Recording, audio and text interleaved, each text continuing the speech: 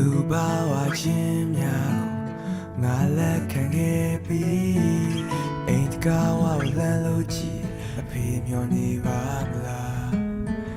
အနာဂတ်ဘဝဘာမှမသိရှင်တည်းငါပခေါ်မမီပြီးကဘာပြတ်တော့ရလို့ကြည့်အတူတူသေးကြမလားဒီတခါ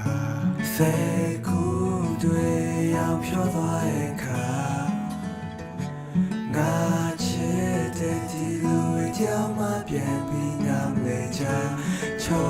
ရိုးရတဲ့တင်ပြပါအမေရဲ့ခွေတဲ့ကဆိုရချင်တယ်ဒီလိုက်လို့ရှိရင်ကတော့ကောင်းပဲ ultra wide camera မှာရိုက်ကြဆိုတော့အခု